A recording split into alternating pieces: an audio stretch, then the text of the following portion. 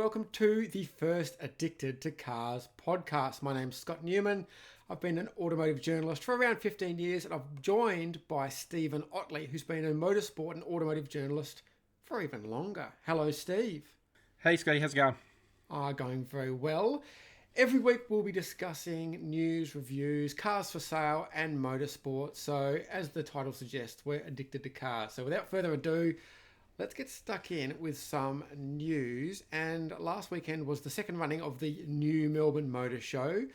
And predominantly it was attended by Chinese brands. So before we get into the motor show itself, Steve, Yes. are there too many automotive brands in Australia? I mean, it's a weird thing to say, but yes. I mean, I think obviously any market is driven by competition, and that's great. And I think we've seen in the last few years, so many new brands come, and it's driven down prices at the lower end of the market as other brands have shuffled up. So that's been good for consumers. But I think at the end of the day, like, the reality is this is not a big enough market. We sell, roughly sort of between 1.1, 1.3 million cars, depending on if it's a good year or a bad year. We've got over 60 brands competing.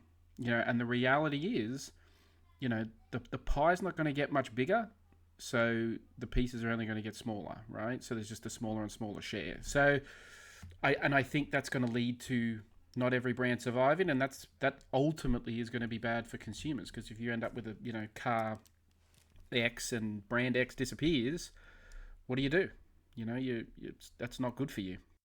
Yeah, I mean, we've seen this particularly in the last 2 or 3 years, basically. I mean, for a long time, it was kind of status quo, right? For 20 years, we had sort of roughly the same amount of brands, a couple of incomers with Hyundai and Kia, LDV, stuff like that. Whereas in the last 2 or 3 years, we've had some big ones, BYD and GWM, they came in, but equally, and they're still coming, these smaller Chinese brands like Lipass, as I see, is coming, and Forthing, and all sorts. So clearly there's some executives out there that still think there's some room to move, even though, like you, I don't really see it myself, because the pie is already so small, and it's hard to see how it's damaging the existing brands, but it's also hard to see how there's enough buyers out there that are willing to accept a completely unknown brand. And we saw recently with XPeng going in with their distributor troubles. So there is an element of buyer beware, I think. Or do you think, with going to these new brands? Well, that's the thing. XPeng's sort of a funny one. I mean, not to cast aspersions, but they seem to have now bounced back as a direct importer, having gotten rid of their Australian distributor. So they're obviously, I mean, to me, it seems like they've taken that program in-house, like we've seen BYD take their program in-house. The challenge is, I understand it. If you're a Chinese automotive executive sitting in somewhere in China and you see, if you look at the latest sales figures, BYD, GWM, Chery, MG, they're all in and out of the top 10 pretty consistently these days. Yep. So that's there to be had. And look, don't get me wrong, I think it's great, that we have that choice. And if you want to take a chance on a new brand, go ahead. I remember saying to a friend of mine a few years ago, I was looking at the BYD Atto 3 when they first arrived, and I said, look, I've heard good things, but I can't tell you what it's going to be like in 5 years, right? And I can't tell you if BYD is going to be here in 5 years. If that friend asked me now if they should buy an Atto 3, I would say, yeah. I mean, they've stuck around. The cars have proven solid and relatively reliable. There's been no, horror stories about them. And the brand is pretty clearly here to stay. They have sort of set their anchor and away they're going to go. So I don't think you can say that for everyone. Look, the market will decide. At the end of the day, it's a free market, and if you don't keep up, if you do not offer a product that people want, then, then see you later. You're gonna disappear, and that's just the inevitability of the market. But that will burn some people, and you feel bad for them. But I just think we're probably at that point where it's sort of like, I think any new brand that arrives now has really got to question, what are you trying to achieve, because it's just getting harder and harder. Yeah. So it's interesting in being at the motor show, Melbourne Motor Show. Might cover off quickly a couple of the cars that were revealed there, which were interesting. Yeah. But it was dominated mainly by the Chinese. There were some legacy automakers there. Renault was there, Volkswagen and Skoda on a smaller scale. Honda was there pretty big. We'll talk about some of those cars, I think, in a second. But, I mean, you've been to a million motor shows. I haven't actually been to that many, but you've been to heaps of them. Do you think there's value in it? And I wrote a piece saying, haven't been, and it was very, very popular with the punters, right? So there were a lot of people there. So do you think that, I guess, there's value in that motor show model, and do you think the manufacturers that weren't there missed a trick, or you think that it won't really affect them either way? Look, obviously, I should say I didn't go. I haven't been to either of the Melbourne Motor Shows. I am have been doing this a little bit longer than you, and I went to a lot of them when we had a Sydney and the Melbourne shows for a long time. Back in the glory days when Holden and Ford had unveiled concept cars because they had spare budget before the dark times. But look, I think these two topics sort of tie neatly together in the sense that I think the motor shows kind of died off because they became a sort of an unnecessary expense to a manufacturer because you didn't really need them because you could, showrooms were getting pretty glitzy. The internet was getting better. And so you could tell them, you could set yourself apart. If you're a performing brand, you could easily sell your message. But now we are living in this incredibly competitive market. I do think missing a motor show like that is a missed opportunity for a lot of brands. Look, I'm sure Toyota not being there is probably not going to make much difference to their sales. But, to me, if I'm one of those brands that I think, if you're outside the top 10, even if you're sort of on the fringe of the top 10, I look at a brand like Subaru and Nissan, Mitsubishi, they're all brands that have, there's no such thing. I think we've unfortunately learnt the hard way, with Holden disappearing, there's no such thing as like a safe brand, I think if you'd have said 10 years ago, Holden and Mitsubishi and Subaru, well, maybe they won't all survive until 2030. You would have been like, that's madness. They're huge brands. But no, I'm not to suggest that those brands will, necessarily struggle per se. But I look at a brand like say a Subaru, and they've got great potential, new Forester, new Outback, but at the same time they're also competing against there's just more and more people. More and more brands coming into the market, and people are becoming increasingly brand agnostic, and they're willing to try something new. So, you look at Subaru is a good brand, solid reputation, they make good cars. But if people are willing to say, well, instead of that Subaru, why don't I try a BYD? And if instead of that Mitsubishi, why don't I try a GWM? And instead of that, Honda, why don't I try a Cherry? Then, there's just going to be more and more of that as time goes on. So it's just going to be a tough market for a lot of brands, and I think putting yourself out there in front of people, front and center, is important. Yeah. So the reason I wrote the piece was I was surprised how popular it was. Right? I didn't go last year. Yeah. I went this year. They were expecting 100,000 people over the 3 days. Whether they get that or not, I don't know. But as soon as the doors opened on Friday after the media morning, it was rammed on Friday. Yeah. Right. It was packed. And it got me. That's what got me thinking. I'm like, I put it out there. A couple of people came back to me and they said it was quite expensive. That's fine. And a couple of them they were told got a little bit burnt by the organisers the year before, so they were a bit reticent. Which I totally get. I totally get the investment, but having seen how many people were there, that's the thing. Everyone there had paid a decent amount of money, right, to go and look at cars. They weren't at a football event sponsored by a brand. They weren't at even F1. They weren't F1 fans looking at a car. They were there to look at cars. And you mentioned Subaru, for instance. Obviously, a lot of people there with the Chinese brands that were there were probably looking at EVs. They're looking at PHEVs. They're looking at that sort of stuff.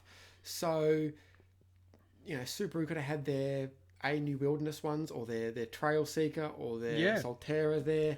Yeah. And not trying to pick on Subaru, it's feel like I've piled on Subaru a little bit. Yeah, the X-Trail e-Power, the Aria. It just felt like it was a real missed opportunity because a lot of these brands are going through that transition.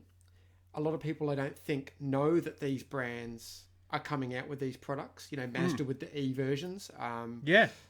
Mitsubishi with its forthcoming, was it Foxconn, I think, EV, etc., etc. And yeah, you had, let's say it's 80,000 people over the 3 days there specifically to look at new cars, and not only were they not there, they were going to be crawling over a Zeekr, over a Geely, over a MG. Yeah. So it'll be very interesting to see next year what happens. I think there were quite a few representatives of other brands there sniffing around, and I think they'll probably, I get it. First year, unknown. They didn't want to make the jump. Second year, maybe they're like, oh, still not sure. But I think third year, they'll probably go, we probably need to be part of this. But what I do want to talk about, for me, from an enthusiast point of view, the two cars that really sort of excited me the most, both came from one brand, and maybe an unlikely brand, is Honda. They did the first local showing of the Prelude, and also the first local showing of the Super One. So what are your thoughts on those two vehicles? Because they are both, they're enthusiast vehicles, but unusual enthusiast vehicles, I think. Yeah, and didn't they announce the price of the Prelude, right? Yeah, like so Prelude is 65 grand drive away. Yeah, which is like, seems bizarre to me. Like, How much do you think it should cost? Like, to me, 65 seems like a pretty good price, right? Because it's basically a Civic underneath, right? It's a Civic Coupe, essentially. Yeah. In that sense, I guess it's pricey. I was worried that it was going to be. I think I'd heard some initial reports. That classic sort of, if you convert it from a different market into Australian dollars, it's like 90,000, and I'm like, well, if it's going to be 90,000. They're going to sell. They're going to, you can use your fingers to count how many they're going to sell.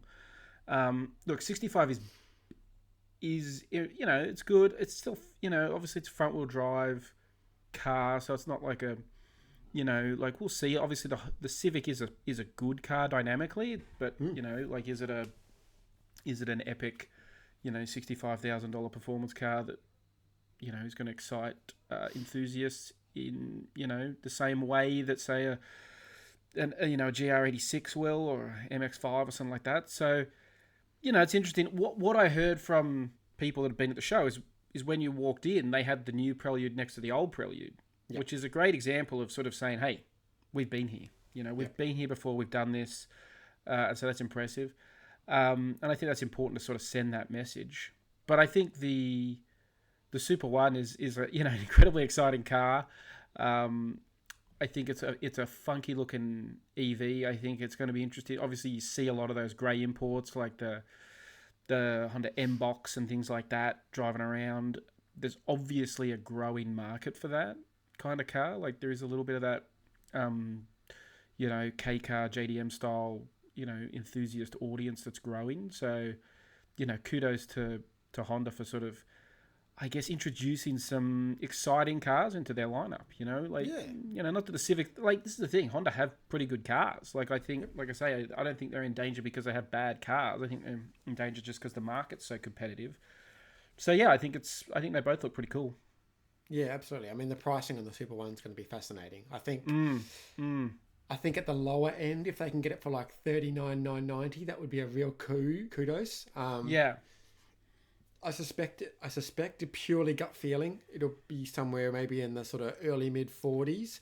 Other people think that's optimistic, and it might be in the 50s. I think, like the Prelude, if it's 50 grand, why bother? Much as I think it's a super cool little thing. Yeah, it's just there's just not 50 grand worth of car in that car. But if it's low 40s as a niche thing, because what surprised me because I love it because as a city runabout, it's not going to be fast, but it's got the fake gears, it's got the fake engine noise. It'll be a fun little thing to drive, right? But what surprised me was how usable it was, because never having really poked around a K car before. It's got genuine 4 adult space in it, right? The back seat is really roomy for adults. You lose the boot, obviously, because it's only so small. And then if you fold the back seats down, it just turns into a little van. So it is actually quite a usable car, even though it's pretty tiny. But that to me sounds a little bit like the Hyundai Insta, Yeah, it's a cool car. It's got decent space inside for 4, but a pretty crappy boot. Yep. But it's 40 grand, and I don't think you're going to sell them. Then Hyundai's not selling a lot at 40 grand. When you've got Atto 1, BYD Atto 1 for, what is it, 25 drive away, basically. You get one in traffic for near enough 25 grand. I just drove the MG4 Urban, their new sort of front-wheel drive version. That's basically, that is like a Corolla-sized rival, and you can get the all-electric MG for cheaper than you can get the hybrid Corolla. So... if you're looking like that question of like, oh, well, if I buy an electric car but it costs more, how long does it take for me to make my money back on the fuel I save? Well, it's like day one. Zero. Like day one, you are saving money on petrol because you ain't putting any more in. So, it's interesting. But yeah, they've got to nail the price on that Super One to make it suitably popular. Well, that's a good segue. So let's move into reviews now. What have you driven recently that's impressed or depressed, maybe, you? Either way. Anything that stands out? Well, yeah, I mean, it's interesting sort of talking about that idea of those affordable electric cars. From those newer brands like BYD and MG, I drove Kia's new EV9 GT. So they're big, it's actually technically it's a 6-seater. It's only available as a 6-seater because it's got captain's chairs in the back, but it's got 374 kilowatts, 740 newton meters. It is immensely powerful, but it's 130 grand plus on road. So you're looking at probably 150 grand in traffic. Like, I mean, that's a lot of money for a Kia. Yeah. Like, and with all due respect, I mean, like I say, I do think the Australian audience is becoming less brand, sensitive. Like, they are okay to, I mean, Kia is very, very much a mainstream brand now, and there's no issue. I think there's any question of that. Is Kia able, you're within sort of 15 grand of, say, like a BMW iX, an Audi Q8 e-tron, like in terms of electric cars, a Volvo EX90 is cheaper, so, that's about 122. So, I don't know. Can Kia compete as a premium brand? Yeah, I mean, I think we see a lot of brands now pushing their price elasticity, and I think we're going to see more of it. We just saw Porsche, right? Porsche's pushing their price elasticity because they just came up with the GT3 convertible. Okay, it's a niche car. That thing's 600 grand before options and on-roads. Like, essentially, it's a $750,000 car on-road at least. Yeah. And that's just another example of a lot of brands have been backed into a bit of a corner and they need to charge for it, which is a problem because, like you say, there's a lot of other, maybe not in that instance, but I mean, yeah, I've never really understood the EV9. I sort of understood it as an offering, but I didn't understand the fuss about it because it's a giant sort of jacked up people mover that's really expensive. And then problem with the GT is, okay, it's fast. It's pretty fast. That's good.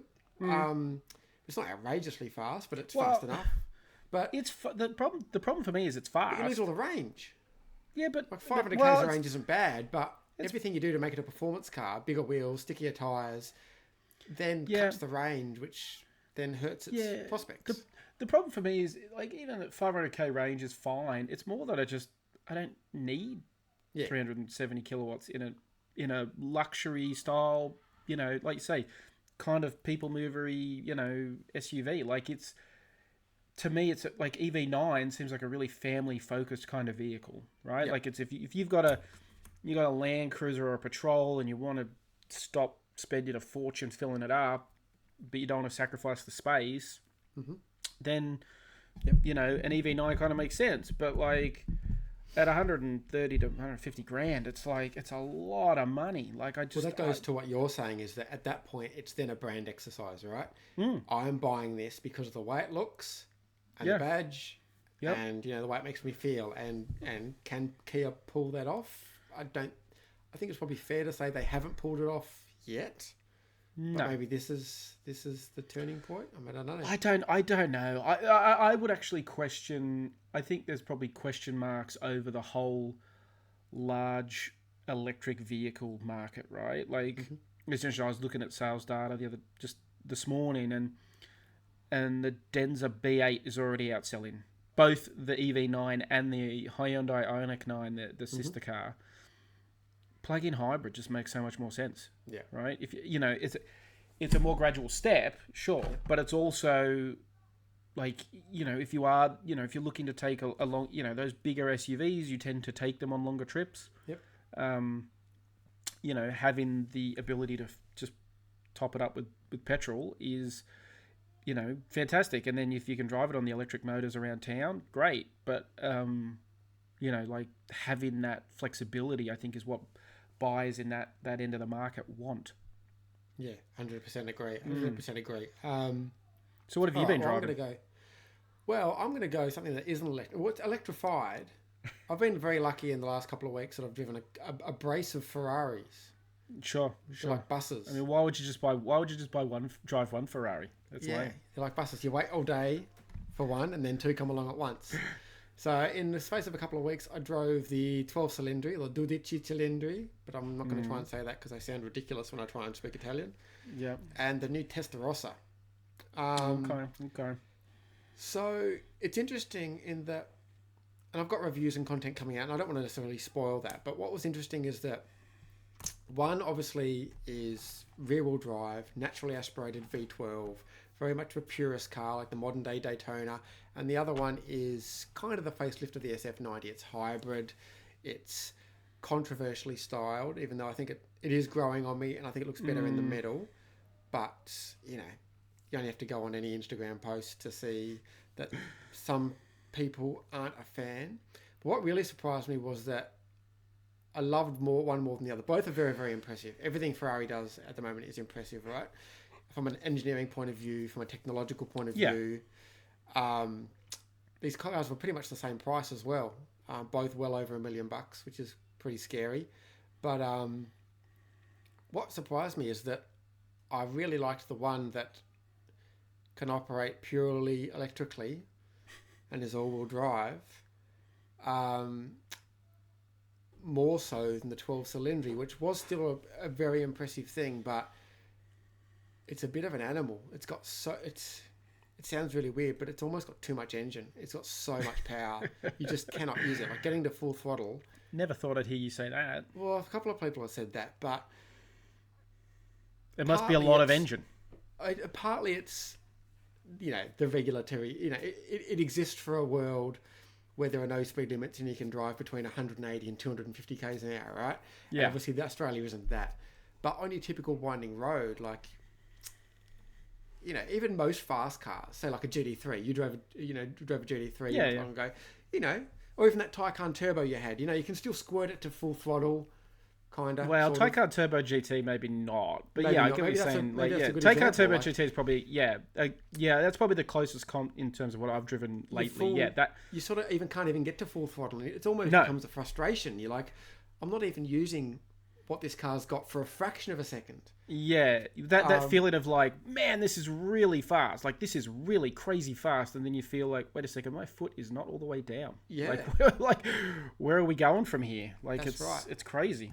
Whereas the remarkable thing about the Testarossa, so I only drove the Testarossa kind of on track, which sort of helped a little bit because I could then use its full potential. But it was so friendly to drive. Like, the remarkable thing isn't giving it the horsepower that it's got, which it's the most powerful car I've ever driven. It's the fastest car I've ever driven. But it kind of felt like a big Cayman, only easier. Like, and that's kind of big praise. Like, it didn't feel intimidating or scary. And then I took it out very briefly on the road, and I'm kind of glad I did because it's comfortable and it's quiet. And you, like, just driving along, you're like, I was doing like 290 k's an hour in this car with the thing screaming 10 minutes ago, and now I'm driving along in complete silence on electric motors, and it's genuinely comfortable. Interior's nice. The big problem with that car is no luggage space. It's got a 74-litre frunk, and that's it. I guess I get to your point on this, like, because I saw with the Valhalla, they just did the international launch of the Aston Martin Valhalla, right? And that's got no luggage space, not even a frunk, nothing. I'm like, if you do the initial design sketch of any car, supercar or not, if you don't have anywhere to put luggage, anything, like, shouldn't you start again?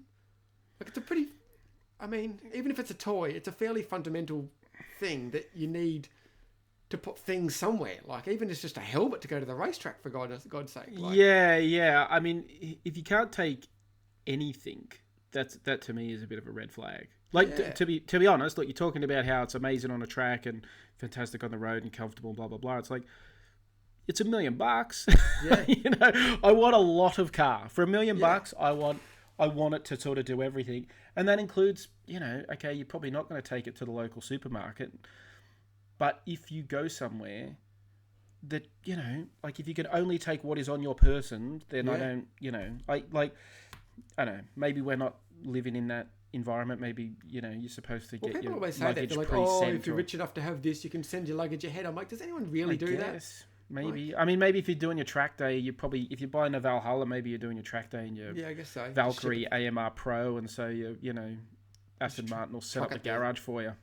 Yeah, maybe, but I don't know. Yeah, to me, it seems weird. Like to me, it's like that. You know, if you're out there in your car, imagine you're there with your $1 million worth of car, and someone gives you something, and you're like, well, no, I can't accept this. Oh, have I offended you? No, I just can't fit it in my car. Yeah, that's right. You know, like it's this, or I take my passenger home that I brought with me. You know, that's like, right. So, I've been very lucky to have the opportunity to drive those two cars, but I think it was interesting how sometimes preconceived ideas that it can break down preconceived ideas, because, you know, we're drivers, right? We're purists, so obviously we're going to like the V12 rear-wheel drive, no hybrid, but it was the Testarossa that really blew me away. It was a spectacular car. I'm actually looking forward to writing more about it. I'll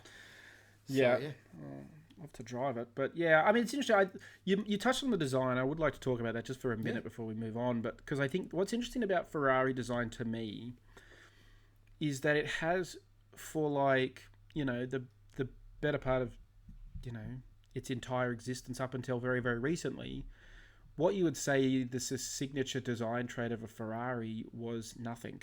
Like, it was performance. It was what made the car faster or better. You know what? Like it was. There was never any. There's not a signature design element to a Ferrari, right? Yeah. Like if you look at, you know, you look at a 250 GTO and a Daytona and a, you know, and a 550, and, you know, now, like, look, I mean, and that's what's interesting now is you look at a 12 cylinder. To me, there's obviously some influence from Daytona, like around that front end. You know, Testarossa obviously having some of that retro, you know, design elements of the Testarossa from the 80s. Mm-hmm. To me, I think that's sort of almost a mistake from Ferrari. I think they were on the right track. I think it was just like, you just keep doing what you do. Like, just be different. Just constantly evolve and constantly be better. Because I look at something like, the classic thing for me is like a Rolls Royce, right? They've always got that big upright front grille because that's what they used to do, right? Because that's what a radiator had to look like. It had to be big, and particularly when you have a big, powerful engine, it had to be a big radiator. We don't need that anymore. There's no need for a Rolls Royce to have a big front end like that, except for the fact that we've become accustomed to it. Ferrari never did that. Ferrari just went, well, we can make a smaller radiator. All right, we'll have a smaller hole at the front. Like, we can make it smaller in different shape. Okay, put it in the back. Like, whatever it took to make the car faster and better. And so I think, you know, I don't necessarily... 12-cylinder, I kind of... It's certainly grown on me as a looker. You know, I think 296 is a pretty car. Mm-hmm. The Amalfi looks nice. But... I think a lot of them have growers, and maybe that's an intentional thing by Manzoni and his team. Yeah. Because 12-cylinder I kind of liked because it had the Daytona thing. I didn't love all of it, but I think like F80 for me, when it first came out, I thought it was awful. Like, I'm like, what is this blocky Lego car? I think that thing looks spectacular now. I love it. And Testarossa was the same. It came out, and I was like, it's a bit weird. Like, and I've got to say, it has a lot of presence in the metal, and I think all of them are quite spec dependent as well. You can make them look pretty outrageous, or you can make them look quite good depending on the spec. But look at us. I'll have to, problems we won't have to think about. Ferrari design. That's a big issue for me. But that's really what's holding me back from behind one. Yes, absolutely. It's not in any way, shape, or form the price. That's right. But yeah, stay tuned for lots of content on Ferraris from me in the near future. Probably less from me.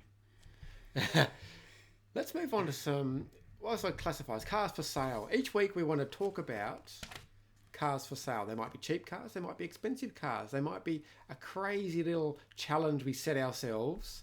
Maybe you want to write in and give us a challenge. Yeah. Let us know. I'm addicted to sliding on socials. At Steve Drives Cars. So give us a message and ask us a question. Maybe you're considering a certain car.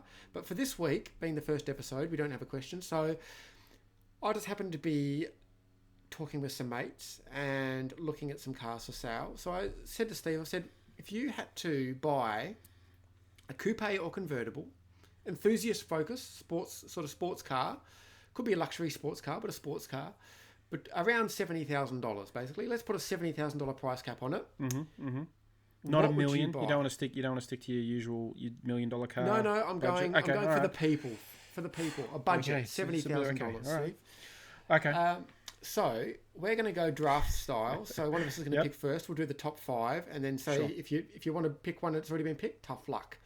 So do you want to go first? Or do you want me to go first? Sure, I'll go first. You go first. Okay. So if I gave you $70,000, what would you go out and buy, coupe or convertible?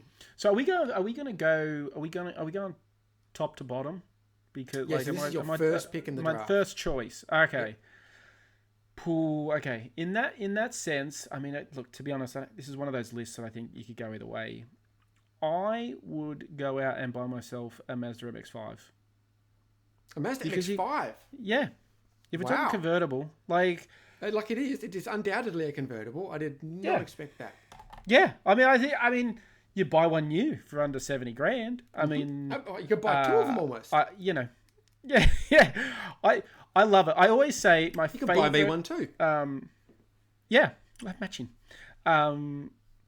Addicted to cars, matching MX-5s. There you go. There's a note for you folks at Mazda.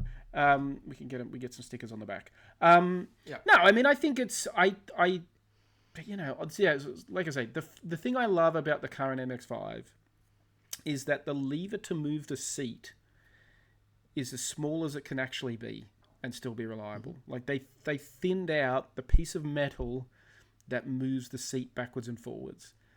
That attention to detail is what I love about that car. Like, it's one of the few cars that has gotten lighter over time. Not to body shame other cars, but like cars generally get heavier as they go. You need to add more stuff to them. Mazda went, no, we're going to keep this light and small. I just love how small it is, and I love it's got its own unique kind of sense of driving. You drive it, it got a little bit of pitch and roll. Like it's not the fastest performance convertible you'll ever drive, but I just think it's so much fun to drive. That's a fantastic choice, and I feel slightly ashamed that I was so busy in the weeds of ridiculous older cars, modern classics, that I didn't even think of that. I'll get to some weird stuff. We can get to some weird stuff for sure. So, okay, well, my number 1 couldn't be much more different, though it is also a convertible. So that links the two. It is a Mercedes-Benz SL55 AMG. Okay. This is one of my favourite cars of all time. I've never driven one, and maybe I should never drive one, because there's the old don't make your heroes, and they're 20 years old now. Yeah. But it was just one of those cars, like it was one of those formative cars. Like I came out when I was 16 or 17 or 18 or whatever I was. Yeah. I was on the cover of Motor and stuff like that. It was the fastest convertible in the world to 300 k's an hour at the time. One of the first cars to get that big Benz 5.4 litre twin supercharged V8.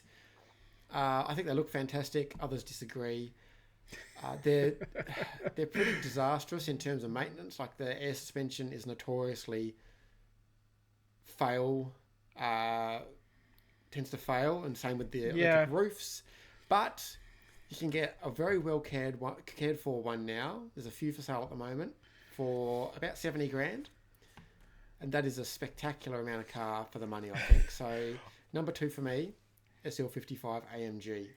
Okay. In silver with the multi-spoke wheels, because that's my favourite spec. Yeah, look, I can't dispute it's a good car. I would probably suggest if you buy one for under $70,000, you'll probably want about $70,000 in reserve just for the first service. You know, like I did find one with a 36-month warranty on it. Well, I'd want to check the fine print on that warranty pretty carefully because I don't know who's offering a warranty on a 20-year-old 500 horsepower. Yeah, Mercedes. I mean, there's a thing. I mean, it's not that Mercedes makers of fine cars, but yeah, you're talking 20 years old. It's a complex thing. Like, yeah, I mean, I have an old Alfa Romeo hatchback, and that cost me a lot of money. So I'm wary of old cars. Okay, number 3. I mean, it's a tricky one. I think it's probably more of an obvious choice, but you got to say a Porsche Boxster, right? Like first generation ones are pretty cheap. But I mean, you can get like I was looking, like sort of late 2000s for under 50. Like you're telling me and a lot of them are manual. Which made of mine just when I looked at a 987 Boxster. So that's a second gen Boxster, 987 after 986. Boxster S. 340,000 Ks on it, but full service history, and it presented really well. Would you go for it? Was 20 grand. Would you take 20 grand? 20 grand, but it looked schmick, right? Full dealer service history, looked great. Would you take the punt on a 340,000 K Boxster for 20 grand? If it's got the full service history, obviously, I mean, if you take it to a mechanic and they gave it a good once over, and I would 100%. 20 grand is ridiculous. Like that's the thing. That's a red flag. That seems like a deal too good to be true. Honestly, 45. If you said it was, if you get one for under, with under 200,000 Ks for 45, that to me is a bargain. Like you're not getting like that's the other thing to remember in all this. A Golf GTI costs more than 70 grand these days. Yeah. Like I mean, you're talking. Or near enough to 70 grand, I guess. But like it's 45 grand is not a lot of, like, doesn't get you a lot of new cars. We'll certainly not a lot of performance. Right? It's like do I want an old Boxster S or do I want a new MX-5? So that would be my second choice. Sorry, I did derail you. What Boxster would you get? 986, 987. I don't know if you could get a 981 for under 70, but no, obviously 987. If you can get the second gen, newer is better. Like again, if you're talking, you got a 70 grand budget, I reckon you get a pretty good, 987 for decent money. You would you go Boxster or Cayman? Personally, I would go Cayman. I'm not a big convertible guy. Like, you mentioned the GT3 convertible a minute ago. Like, I've never fully understood convertible supercars. I think, convertible high performance cars is like you've lost torsional rigidity straight off the bat. So what are you doing? Just so people can So people can look at you? Like, I don't know. Like that to me, I don't get it. Yeah. All right. What have you got? Well, this is tricky because I'm on my last pick now. Because I didn't know whether I was going to go first or second. Now I know what because we'll my have to other rotate. one, I'm not going to pick another Mercedes. Okay. So I'm going to pick the BMW F87 M2 competition. Sensational car. Like I loved it when it was new. Yeah. Couldn't stop driving it. I've driven a few since. I still love it. I think I love it even more. I'll caveat this by saying you can get an F82 M4 for this money. And for many people, that's probably a better choice. It's got more room, it's got adaptive dampers, it's got more power. It's it's more. Yeah, but there's something. But is it better? Is the M4 better? I don't think it's a better driver's car. Yeah, that's the thing. I didn't spend a lot of time in the M2, that particular generation M2. But obviously my overriding memory of it was a incredibly dynamic car. I think there's something to be said for the size of it. It's just physically smaller than an M4. Like M4 is a big car. Like you think back to the iconic E30 M3, right? Yep. That's tiny compared to a modern M4. Yeah. Like that's my problem with the current M2. I'm like the current M2 is great, right? It's great, but it went up in price and performance and size. I'm like, we'll just get an M4. Like so why don't you just? Whereas there was still that delineation in the last generation. It did feel like a smaller, sort of more wieldy car. The only sort of problem was it didn't have adaptive dampers. It wasn't optional unless you had the CS. And it could, but that's the thing. You're getting in it for 70 grand or a bit under. you can. I'm not a huge modder, but you can mod those cars so easily. There's so much support for them. So stick a new set of Bilsteins in it, give it a little stage 1 remap just to give it slightly quicker, and you've got such an amazing little performance car. Yeah. I mean, I was never that particular generation of M cars. I just felt they were a little bit. They had a very, very narrow bandwidth where they were brilliant within that narrow window, but then either side of it they were kind of a little bit just too edgy or just sort of nothing there. So the other thing to consider M2 probably had the broadest window. Yeah, the other thing to consider is you can get a 1M in that price bracket, which is obviously a generation older, but much, much rarer. Kind of does the same thing. Looks cool with those fat guards. I think as an investment, you'd probably want the 1M. Yeah. But I think for driving, still the M2. But okay, so far we've got MX-5, SL55, Boxster, or Cayman S. Yes. The M2 competition. So round us out. What's number 5? I mean, there's a couple of cars here that I had sort of on my short list. So they're not all going to make it. Let's be different. Let's mix it up. Let's say Ford Mustang, like F550 Mustangs, like they're, like it's the dull instrument compared to like an M2 or a Boxster, but they're awesome. I drove a Mustang, a month or two ago, like I just had a bunch of like electric cars and SUVs and all that sort of stuff. And I just need a little palate cleanser just to like reset.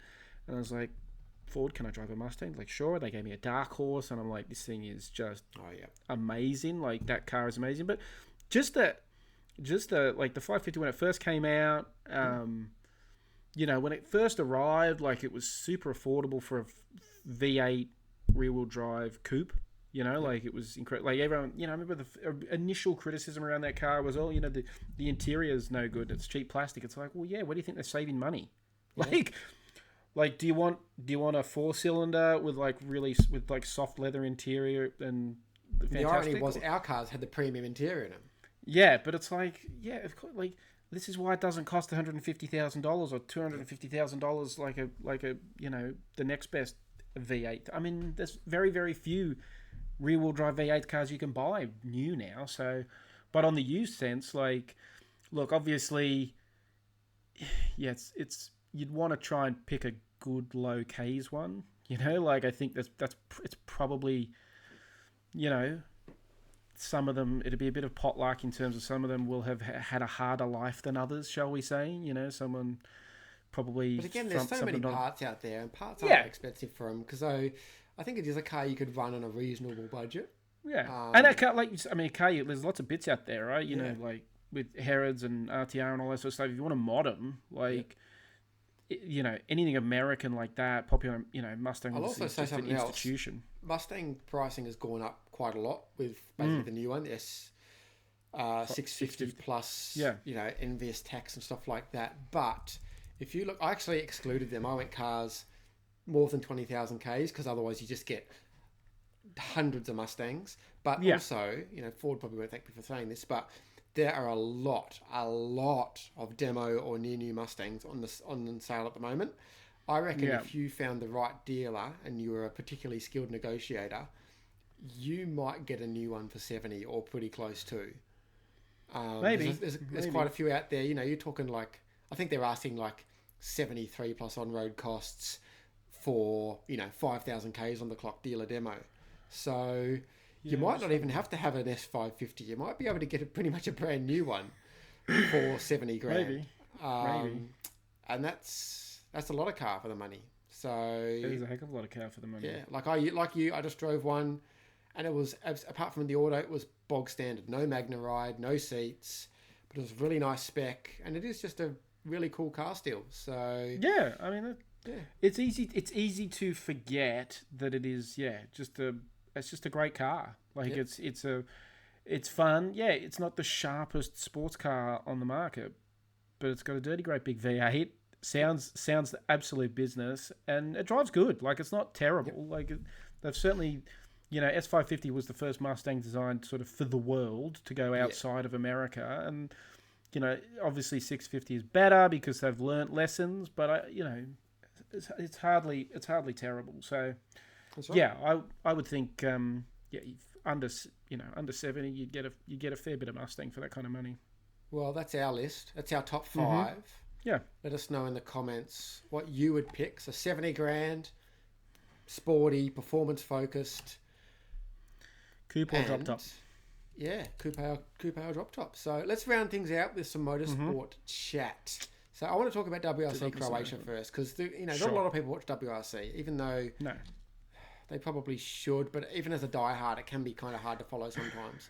Yeah. WRC Croatia was pretty wild in that even from the first stage, you had people firing off into the scenery. Like Oliver Solberg in the Toyota crashed like 4Ks into the first stage. But the big news obviously was you got to the final day of the rally, final morning. There were big gaps between first. There were only 4 Rally 1 cars. Still sort of more cars were running, but they'd retired and rejoined. Yeah, and the Toyota guys had basically thrown the thing away, right? Yeah, exactly. Like so it was Thierry and Neuville, Evans. then it was Takamata Katsuda, then it was Sami Pajari, and then Hayden Paddon. Go Hayden in 4th. And that was kind of it. And then there was big gaps between all of them. So they're all just cruising to the finish. La-di-da-di-da. The commentators were talking about how great podium effort for the Toyota guys. And then Thierry Neuville, in the final power stage, rips a wheel off and crashes it and loses. And they ended up fixing it. I don't think they ended up being classified, but they did lose. They lost 10 minutes or 15 minutes or something like that. They were essentially out of the rally. So suddenly there were 3 Rally 1 cars left. Our boy Hayden Paddon, Kiwi, got a podium, which was fantastic. But did you follow this at all? Did it excite you at all? Or was it kind of, you look at it and go, man, like 3 Rally 1 cars ended up finishing? Yeah. What kind of rubbish is this? It's a weird one. WRC is one of those funny ones. I loved it as a kid, and it's one of those things where I think there's, to be blunt, I think we are spoiled in it. Like, this current generation of motorsport fans is absolutely spoiled for choice, right? Like when I was young, the idea that they would show all the practice sessions live on TV of F1 or Fiat Supercars, all that sort of stuff, you're like, what? Like, Max Verstappen's going to race at the Nürburgring 24 hour in a couple of weeks, and we'll be able to stream that live, the whole thing. You couldn't, like, it was. I mean, literally, when I was a young journo working on Motorsport magazine, I commissioned stories about the N24 cars I wanted to learn about. That I was just personally interested in. And I think rally was like, when I was younger, you could watch a condensed highlight that explained sort of the flow of the rally, whereas now it's fantastic that they've got all these live stages. I just don't think it translates to live TV, and so I don't actually follow it in as much detail as I should. But I do follow it on the social. I follow it on social media, and so you see, Solberg's crashed out. Oh, okay, Evans is in trouble. Okay, Neuville's going to win this. And I looked at it on Sunday night, before going to bed. I'm like, oh, okay, well, that's good. Hyundai's going to get something. It's been a pretty Toyota dominated year. And I don't think that's good for the sport if Toyota just wins everything. But what a bummer. Great for Hayden to get on the podium, but I'm sure he wouldn't want to do it that way. His role is just to earn points, and he was earning.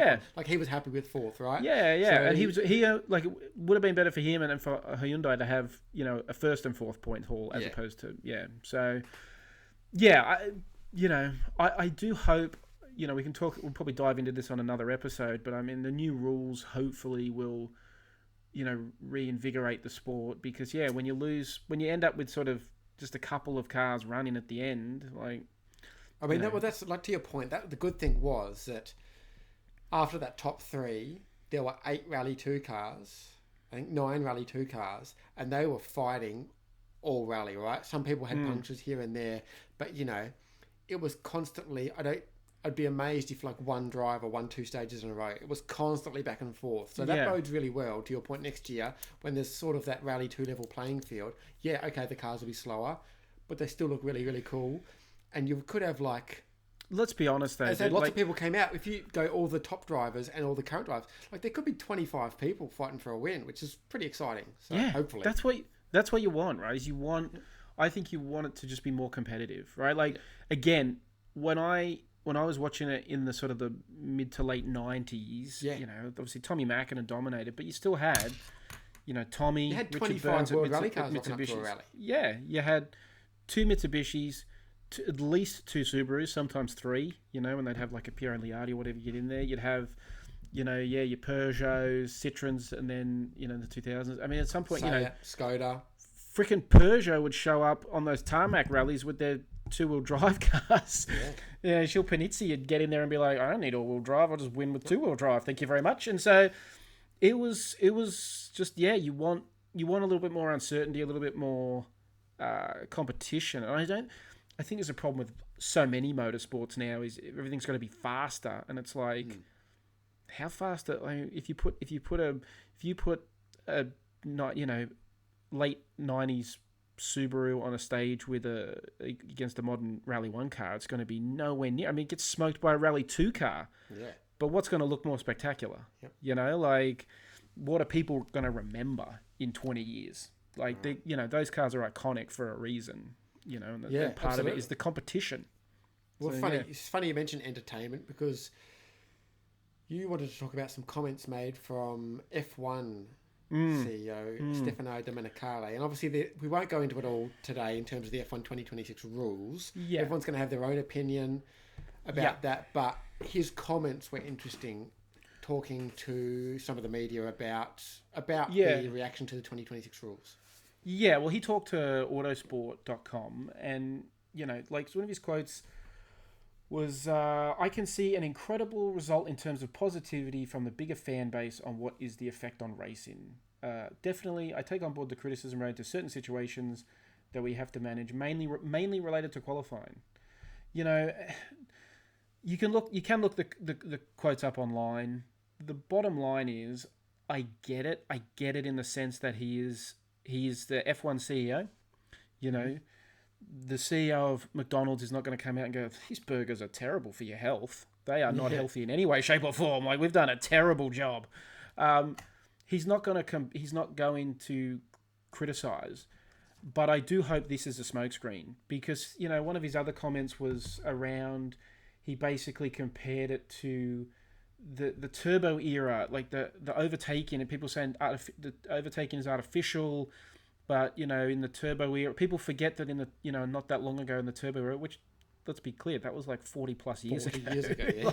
So, you know, predates me watching it. So, like, it's, and I've watched it for it feels like a very long time. But, like, I mean, that's nonsense. To compare the current situation with the turbo era is completely ridiculous. Like, even the, you know, the non-refueling era that we've had some eras with refueling, some without.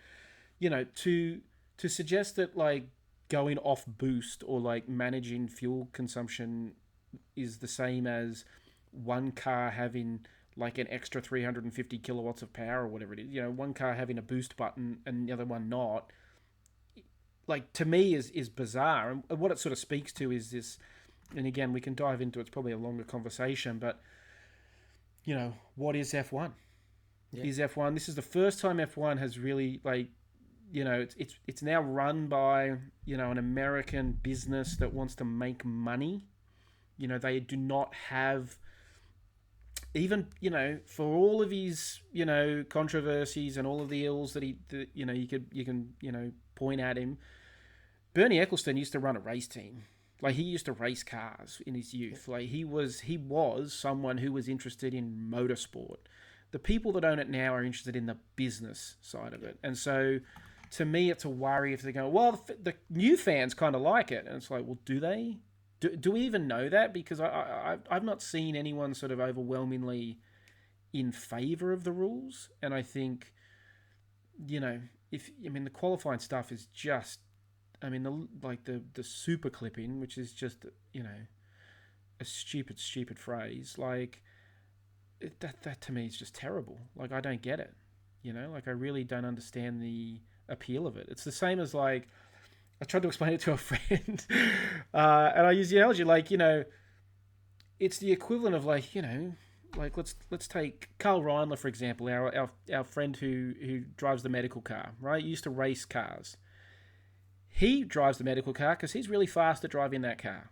Mm-hmm. Now, if he typically drives an AMG. Now, if he drove, a Mercedes like A250, and I was driving an AMG,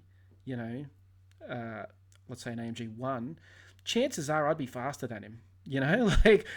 Like it's like if you're putting someone in a car where they're off power or off boost or whatever, they've got no battery and they're just literally coasting or, super clipping or whatever, and someone isn't, that's not an overtake. There's no skill in that. Like if I drive past Carl in his little A-class in my supercar, that's not because I'm a better driver than he is. Like that, and that's fundamentally what F1 should be about, right? Is going fast and pushing the limits. And I think they've lost sight of that entirely with these regulations. Yeah, so we've discussed this before. I'm not going to say overwhelmingly. I understand the limitations and I understand the criticism of the new regulations. I'm quite positive on them, but I think we'll do that next week because, like you say, it's a bigger conversation. Maybe we'll do a little for and against, kind of thing, and the readers can let us know. Listeners can let us know.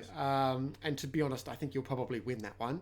I'm aware of that, but I'll play the devil's advocate and do the defense. Look, I think there are positives to these rules. Yeah. Don't get me wrong. There are, and again, we can dive into it in more detail another time. But yeah, I think there are. It's not all negative, right? But I do think, there's some bigger issues, and I think just trying to pretend that it's not an issue. Like to me, the Domenicali interview came across a bit like that meme of the dog sitting in the room on fire. Yes. This is fine, right? It has that kind of like, no, this is fine. Like, I want it. There was an element of ostrich head in the sand. Yeah, fans say they love this room being on fire. I'm perfectly comfortable with all this fire around me. Like it's just a bit of a I think disingenuous or unnecessary. I don't think it helps the conversation just to pretend everything's okay. No, agreed. I agree on that point. So, but let's dive into that next week, and we'll sign off for now. But thank you very much for listening to the first episode of the Addicted to Cars podcast. Anything you want us to cover, any thoughts you have, let us know via socials or comments or emails or however you like. Shout at us in the street if you so wish, if you see us. But thank you very much, Stephen, for your excellent expert thoughts. And we always a pleasure to chat cars with you, mate. Thank you, and we'll see you again next week.